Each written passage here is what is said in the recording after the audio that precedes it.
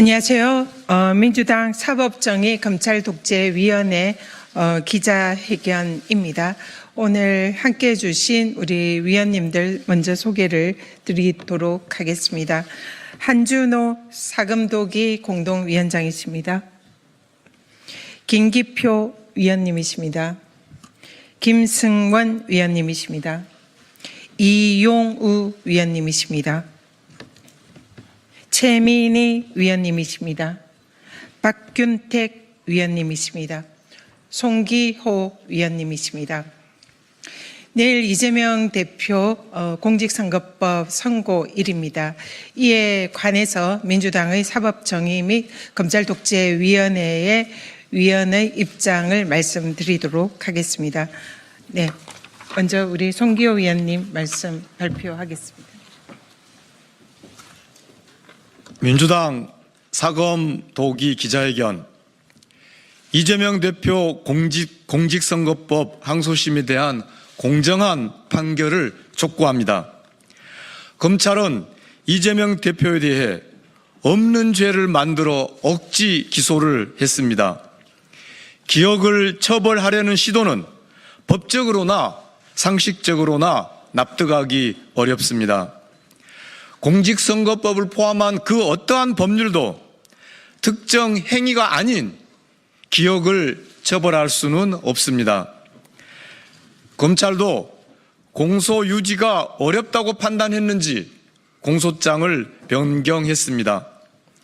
그런데 교유 관계, 교유 행위 등 국어사전에도 없는 조까지 만들어 억지 논리를 펼쳤습니다. 2심에서도 행위 사실을 특정하라는 재판부의 요구에 또 공소장을 변경해야 했습니다. 하지만 검찰은 공소장에 있는 모든 행위가 허위라는 식으로 오히려 범위를 넓혀 불특정했습니다. 검찰은 이재명 대표가 하지 않은 발언을 자의적으로 해석해 마치 거짓말을 한 것처럼 조작했습니다. 백현동 사업과 관련해서는 객관적인 증거에도 불구하고 발언 내용을 왜곡하여 허위 발언으로 몰아갔습니다. 1심과 2심 모두 양형 기준상 최고형인 징역 2년을 구형했습니다. 1심 판결의 문제점. 1심 재판부는 기억을 처벌하는 판결을 하지는 않았지만 골프와 백현동 관련한 검찰의 왜곡된 주장을 받아들여 허위사실 공표죄에 해당한다며 징역 1년에 집행유예 2년을 선고했습니다. 그러나 이 판결은 여러 가지 측면에서 문제가 있습니다. 먼저 조작된 사진을 근거로 한 골프 관련 판결입니다. 2021년 국힘 박수영 의원은 이재명 대표가 출장 중 일행 10명이 찍은 사진을 4명이 한 팀으로 골프를 친 사진인 것처럼 조작해 SNS에 게시했습니다. 이에 대해 이재명 대표는 언론 인터뷰에서 국힘에서 4명이 골프를 친 것처럼 사진을 공개했는데 확인해 보니 단체 사진 중 일부를 떼어내 조작한 거죠 라고 설명했습니다.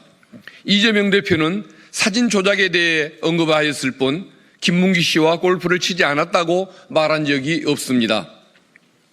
그러나 검찰은 골프를 함께 쳤으면서 치지 않았다고 발언을 왜곡했고 1심 재판부 역시 이러한 확장 해석을 받아들여 유죄를 선고했습니다.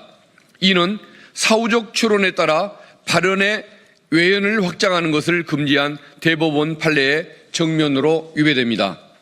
다음은 맥락을 무시한 백현동 관련 판결입니다.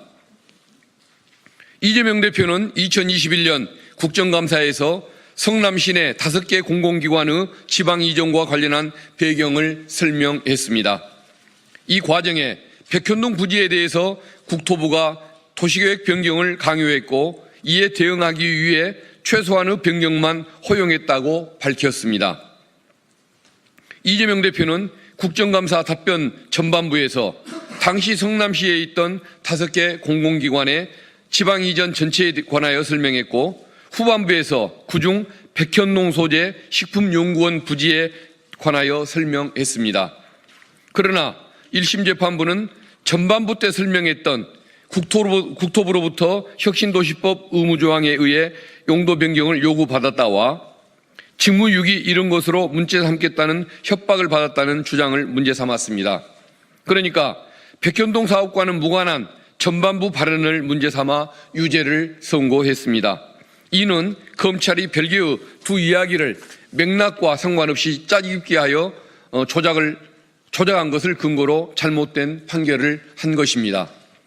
백현동 부지 용도 변경은 박근혜 정부 당시 국토부 강력한 요구에 의해 이루어졌으며, 관련 공문만 보더라도 이재명 대표의 발언이 허위가 아니라는 것이 명백합니다. 따라서 공직선거법상 허위사실 공표죄에 해당하지 않습니다. 법리적 문제에 대해서 말씀드리겠습니다. 허위사실 공표죄의 구성 요건을 충족하지 않습니다. 공직선거법은 후보자의 행위에 대한 허위사실만 처벌할 수 있으며, 국토부의 협박성 행위는 이재명 대표가 아닌 국토부의 행위이므로 처벌 대상이 될 수 없습니다. 또한 공직선거법은 판단이나 의견을 처벌하지 않습니다. 협박이라는 표현은 이재명 대표의 개인적 판단일 뿐 이를 법적으로 처벌할 수는 없습니다. 더욱이 국정감사에서의 답변은 국회에서의 증언 감정 등에 관한 법률에 따라 별도의 처벌 규정이 없는 한 처벌할 수 없습니다. 이러한 이유로 이재명 대표를 공직선거법으로 처벌하는 것은 법리적으로 맞지 않습니다. 검찰 수사의 불공정성에 대해서 말씀드리겠습니다. 검찰은 공문을 조작하고 참고인의 허위 진술을 유도했으며, 조작된 사진을 증거로 제출하는 등 공정성을 상실한 수사를 진행했습니다. 또한 백현동 사건 기소 후 1년 넘게 사건 기록을 이재명 대표 측에 제공하지 않으며 방어권을 심각하게 침해했습니다. 반면 윤석열 대통령은 과거 김만배와 개인적 친분이 없다라고 말했으나, 검찰은 이를 평가 또는 의견 표명이라며 기소조차 하지 않았습니다. 이는 있는 죄는 덮고 없는 죄는 만들어내는 전형적인 정치 탄압이며 법치의 근간을 흔드는 행위입니다. 양형의 부당성에 대해서 말씀드리겠습니다. 대선에서 당선자는 공직선거법 위반 혐의로 소추되지 않는 반면, 낙선자만 처벌하는 것은 형평성에 어긋나는 부당한 처사입니다. 또한 해당 발언들은 선거일로부터 70일에서 140일 전에 이루어진 것으로 선거에 미친 영향이 미미합니다. 김문기 관련 발언은 유권자 판단에 영향을 미칠 만한 사안이 아니며, 백현동 발언은 국정감사장에서 나온 것으로 선거와의 관련성이 없습니다. 공직선거법의 목적은 공정한 선거를 보장하는 것입니다. 그러나 이 사건은 표현의 자유를 지나치게 제한하는 판결로 선거 과정에서의 자유로운 정치적 발언을 위축시킬 우려가 있습니다. 재판부의 공정한 판결을 요청합니다. 이재명 대표는 명백한 무죄입니다. 이재명 대표의 공직선거법 사건의 본질은 윤석열 검찰 독재 정권이 정적 제거 사냥개 검찰을 풀어서 증거를 조작하고 억지 기소한 이재명 죽이기입니다. 언론 인터뷰와 국정감사 발언을 이유로 여야 불문 가장 유력한 대선 후보 이재명 대표의 피선거권을 박탈시키려는 정치 보복입니다. 허위 사실로 선거에서 당선된 자를 처벌하라는 법의 취지를 깡그리 무시하고 선거에서 패배한 상대 후보를 기소한 경우는 헌정사상 전례가 없습니다. 내란 수계는 탈옥시키고 야당 대표는 법의 취지까지 왜곡하며 조작수사, 억지 기소한 검찰은 스스로 재판을 지속해야 할 정당성을 상실했습니다. 이번 판결은 대한민국의 민주주의와 법치의 근간을 결정짓는 중요한 분기점이 될 것입니다. 법이 자유를 억압하거나 국민의 정치적 선택을 가로막는 도구가 되어서는 안 됩니다.